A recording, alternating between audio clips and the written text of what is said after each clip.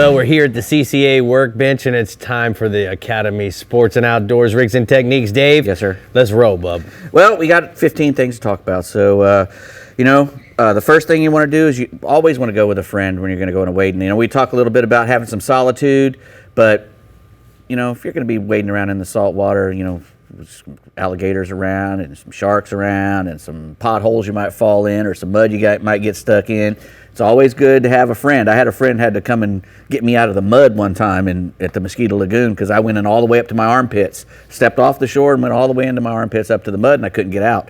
If he wouldn't have been there, I'd have been in terrible peril. So always bring another fella. Terrible peril. Yep. Waiting, when you want to start in a place, you want to pick your spots carefully. Too much mud, as I said, you'll be fighting the bottom all day. You'll wear yourself out. Good hard sand bottom is what you're looking for. Any wading birds you see, that's a good sign. That's a good place to start probably. We're going to use longer rods. You got a 7-foot rod here. 7.5 is better probably. Use longer rods so you can make longer casts. Your low vantage points takes a little bit of your cast off. Right. So you want to use a longer rod. If they make this a battalion in 7.5 foot, so you could get it. Yeah, a nice extra fast action too, because you want to have some backbone because you're going to be standing in the water and you're going to be moving the fish. You're not in a boat, you can't go to him. Can't chase it. Yeah, you want to put some heat on him. Move quietly, smoothly. Try not to do much talking, You'd be surprised how fast your voice travels, especially when you're walking around in really shallow water. Spread out, and when you spread out with your buddy, it allows you to catch more fish because you can find the fish easier. If you got two guys who are spread out a long ways away, the guy over on the left starts catching them, he can go, hey, we're catching them over here. Right. You can make a little walk. Big trout like to get in the real shallow water in the early mornings. So, concentrate when you first get there, the really shallow areas, and then move out offshore as the sun gets up and you can catch your reds and whatnot like that. But the trout really like to be in real shallow water right when the sun's coming up.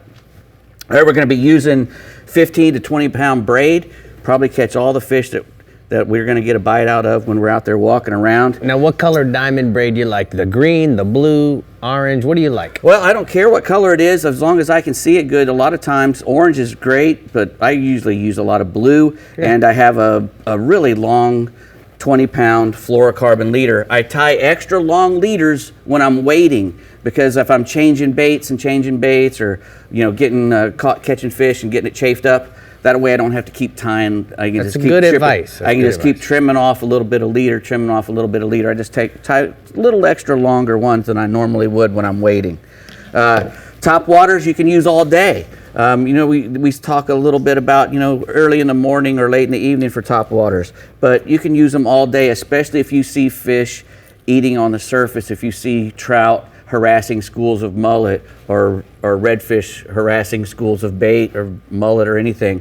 The top water will still work in the heat of the day when they're out there feeding like that.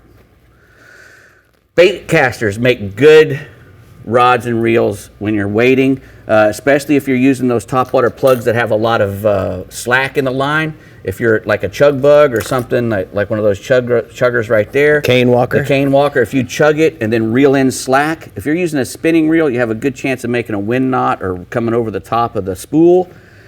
A bait caster can get a backlash, but if you're really good with one, you probably shouldn't have to worry about that. You get it adjusted right. You have a much better chance of getting a wind knot that can ruin your day with a spinning reel.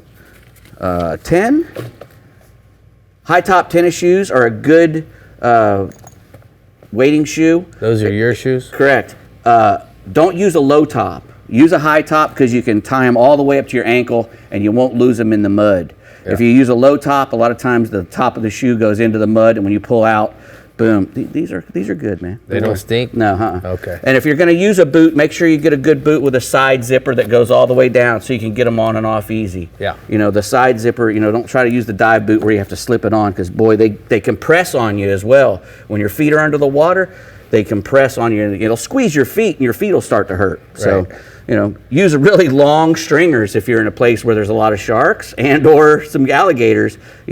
It just, it's always good to Now, use. do you carry a bag where you can put your tackle in? Yeah, you can use a little small bag. You don't want to carry everything. I got a lot of stuff up here, but if you have just 2 or 3 of each one. AFCO's got this. AFCO's got this. It's called the Urban Tackle Bag, but it's angler bag. So you could put this on your waist and wear this on your back. Correct, and this one never need to go home. Nope, and this one has the fluid too, so it's got exactly. You're drinking, so it's.